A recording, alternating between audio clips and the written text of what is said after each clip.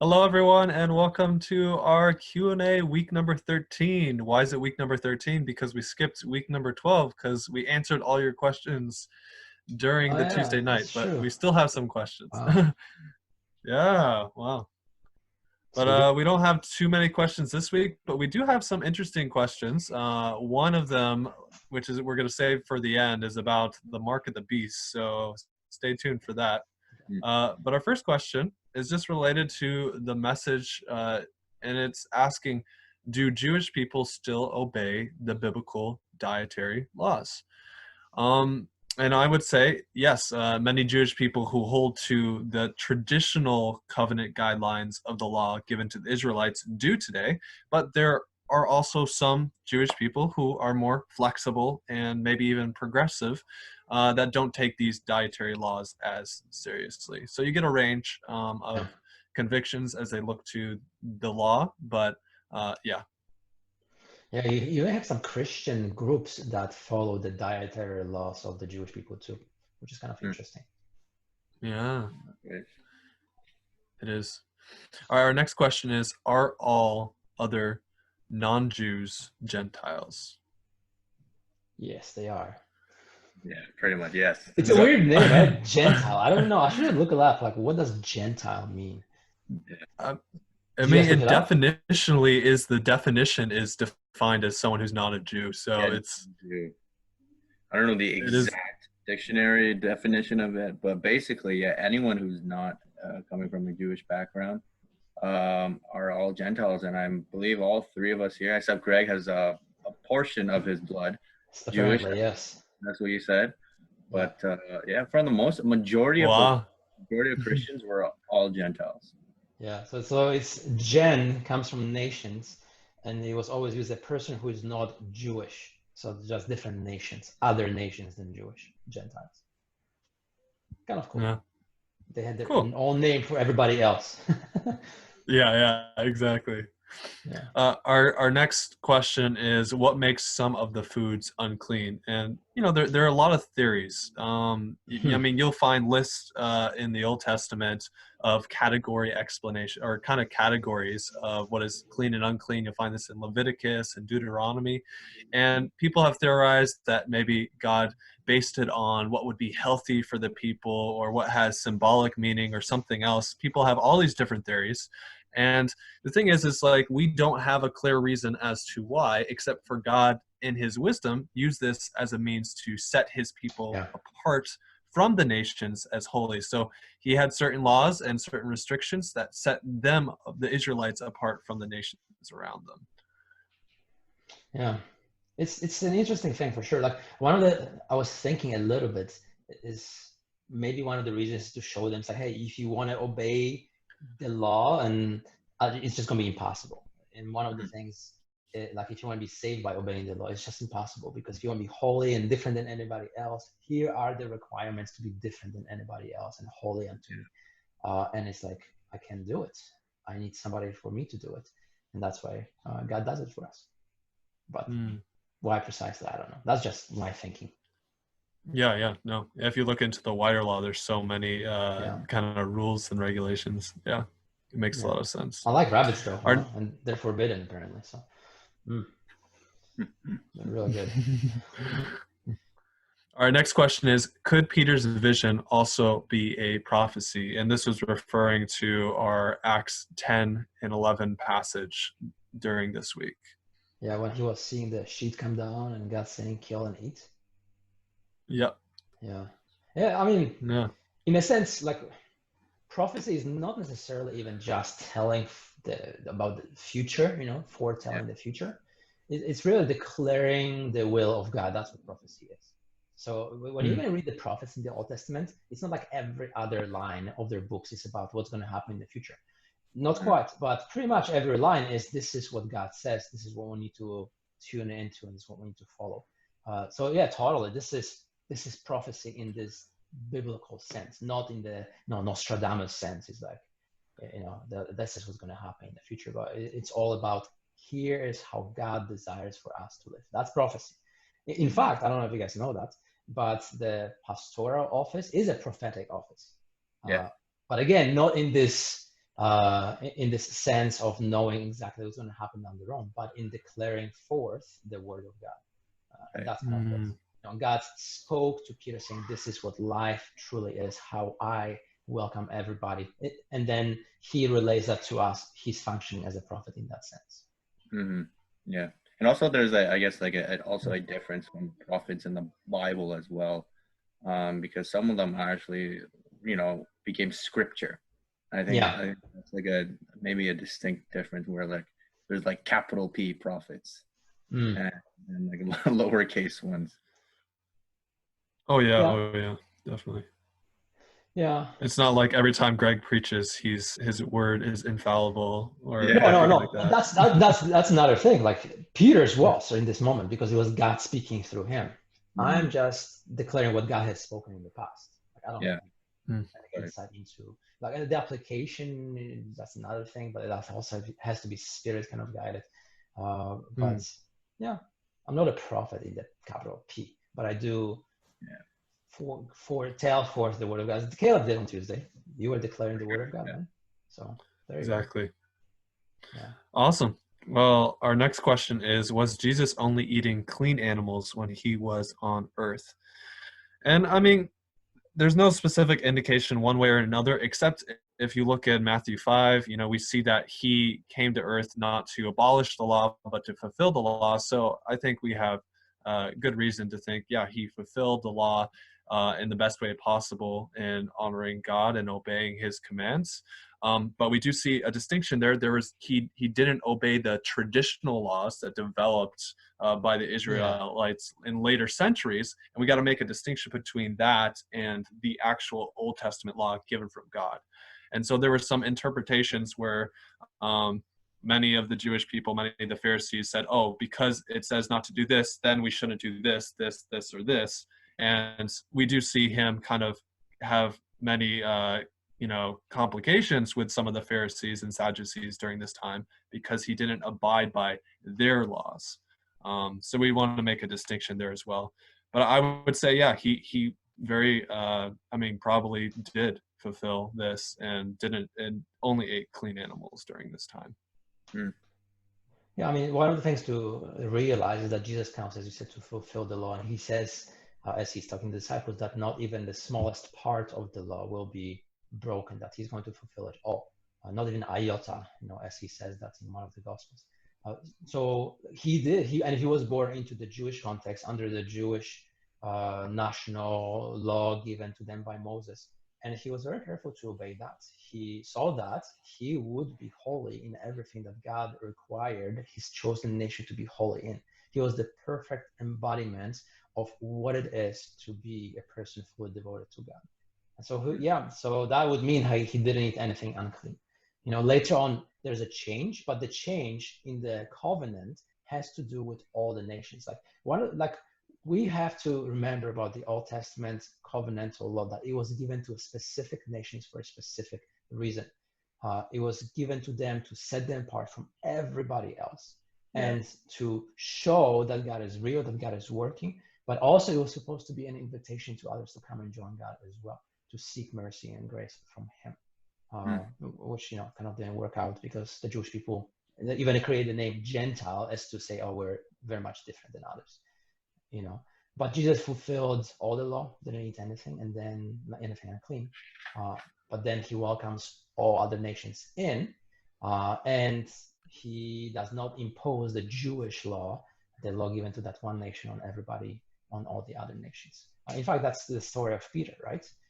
Where God sees him and like when God meets him and tells him, go to them, and then he has to go back to Jerusalem, and everybody's like, what the heck have you done? Why did you even enter the Gentiles' house? When you think about it, that's crazy already. And there's because God told me so. And then in Acts 15, we'll see how the Holy Spirit leads the apostles to write a letter to all the Gentile churches saying to them, you do not have to obey the Mosaic law in order to be right with God. It's all by Christ, through Christ, by faith. It's all in this way. But, we do request that you abstain from sexual immorality, from, eating blood. And that was all, when you read the context, for the sake of the Jewish people who are living among you. so that the Gentiles could be a testimony now to the Jewish people of God's work in their lives. But it was not a requirement in order to be saved. Yeah. Excellent. All right, so our next question is a heart-wrenching, important question. It really resonates with our compassion for all things. Before we get to the mark of the beast, we're going to ask the question, will there be animals in heaven? Yeah, this is probably the most important question we have the entire I mean, list. for food, will I eat animals in heaven? Yeah. Well, I get in heaven. That's where they are, because beef and bacon, right? Come on. Yeah. Thanks, Greg. Yeah, if the question is if you're talking about your specific pet, we don't exactly know if your specific pet or animals currently here actually have souls. The Bible doesn't really say. So like your current pet, if they pass away, well, you'll see them again in heaven. But I believe in I forgot which chapter. I was kind of skimming through here, but in Revelation, like when the new creation and new heavens arrive, like all of creation, it says all of creation will be worshiping God. And even some of the beasts that are mentioned in Revelation are like animal like description. So yeah, I believe there will be some sort of animals in heaven, but if you're asking about your specific pet, we don't know. But all of creation will be worshiping God. Yeah, there's some interesting also places in the book of Isaiah in chapter 11 and chapter 65 as it looks forward to the new heavens and the new earth. I don't know the exact chronology of the things, like people kind of look at it differently, but it talks about animals in the new creation. It talks about, children playing over the den of cobra, or lions and lambs grazing together, and not because, lions are fattening up the calves to eat them up later, but they're because there's harmony. It describes this new creation, new heavens, new earth in this harmonious way where there's no animosity, there's no killing of one another, there's no lions eating stuff and snakes killing kids and what's not. So it would appear that the harmony of creation is going to be expressed all across the creation as we know it. So from what I see in the scriptures, it seems, especially Isaiah 11:65, it seems to me that there will be animals in the new creation. But then, I guess we'll see. Yeah, probably not birds though, because that's from the fall. Oh, maybe God will take away your fear. Yeah, or yeah, there's probably salvation will come to your house too, David. Renewed body, right? No fear. Yeah, renewed mind. Renewed mind too. Yeah. Nice. All right, so our last question, it's not as important. I mean, you could just stop watching right now, but the question is, do you think that the vaccine for COVID-19 could end up bringing about the mark of the beast as told in Revelation? Yeah, I don't think so. I wouldn't even see the rationale. I know like everybody's going to have vaccination. And so people might say, hey, because everybody's got to have it, the government's going to track us. And if you don't have it, you can't buy food. But like, frankly, there's many things you cannot do with the already, like you cannot drive without government issued ID. Is the driver's license, is this the mark of the beast as well? Yes. I mean, you can take it, yes. You can take it in so many different ways, right? Like you need to, as an adult, you have to have, in fact, not an adult, every single person born in Canada has to have SIN, as in social insurance number. You cannot do life in Canada without SIN, which is true on many different levels. You know what I mean? So is that a mark of the beast? When you look at Revelation, was it 7, I guess, and 14, what it talks about is it talks about willfulness. It talks about you receive the mark of the beast. You choose to identify yourself with Satan and his kingdom, or with anyone but God. And so your choice to follow anybody but God seals you with a mark of the beast, if you will. In Revelation talks about, people having the mark of the lamb, or the name of their God is going to be tattooed on their foreheads. Are we actually going to have Yahweh on our foreheads? I don't think so. It talks about those aspects of our belonging, like who do we give allegiance to, who do we follow, and these are referred to as marks. I mean, the fruit of the Spirit of Galatians chapter 6, is it? No, chapter 5. That's the mark of being a Christian, you know? But it doesn't mean that is a visible kind of, you know, on your arm or wherever else. It's like all the fruit of the Spirit tattooed out. It just talks about the reality that is inside of you, but it's lived out in a certain way. So I tend to think, looking at the Revelation, that the mark of the beast is not necessarily a chip or a vaccine, but it is this for sure. It is an express allegiance to someone other than God. So it's not an energy drink or you know, some kind of is there an energy Captain Crunch cereal that they call it. Some people have thought that the Monster energy drink supports the mark of the beast. Wow. Yeah, maybe. Is it anti-God? Like, you see, I mean, this is so weird in a sense. Like, when you think about it, you know, because the Revelation talks about hell. I just want to look it up quickly. It talks about you cannot buy or sell anything if you don't have the mark of the beast. So it talks about participation in the economy. You cannot participate in economy without the mark of the beast. And so people say, oh, it has to be a chip, or it has to be some kind of other very visible thing where, you know, you have the marks, then you participate in the economy. But we have to realize the Revelation is written to people who are oppressed by the government at the time, who are persecuted, and they cannot do socio-economic life because of their allegiance to Christ. If they deny Christ, the people that John is writing to, if they deny Christ, suddenly they're accepted, suddenly they gain social status, suddenly they gain opportunities and everything else. If they hold on to Christ, they don't have any of that. And so when you think about the context of the book of Revelation, it doesn't mean that everybody in Rome had a chip, right? They didn't have a chip, but they had an expressed allegiance, and Christians did too.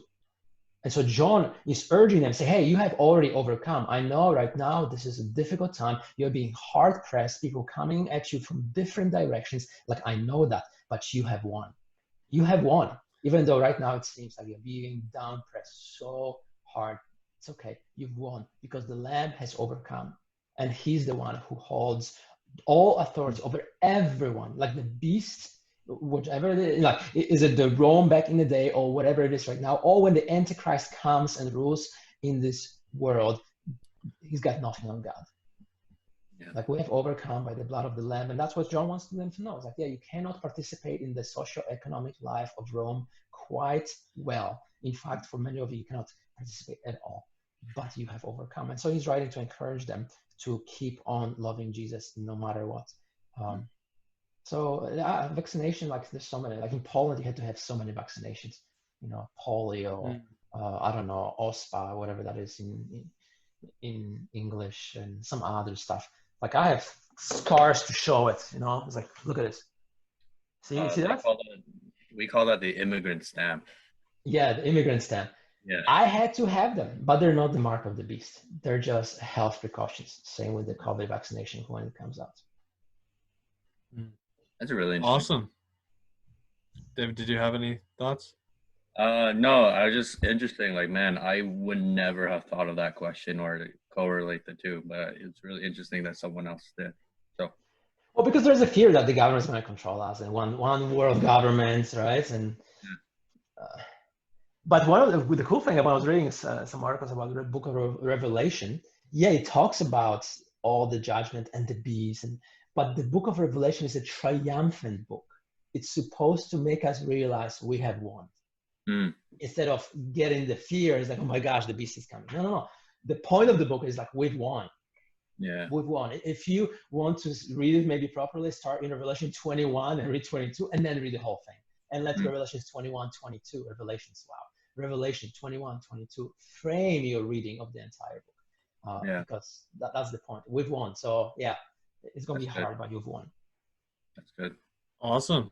Well, there's all our questions. If you want to send any more questions, please do that for next week's Slido, and send us some tough ones. Send some about metaphysics or about send us some like really tough ones that will make Greg question his theology, and maybe David just question his love or hate for birds and all kinds of things. So yeah, you can ask what product David uses for his hair too.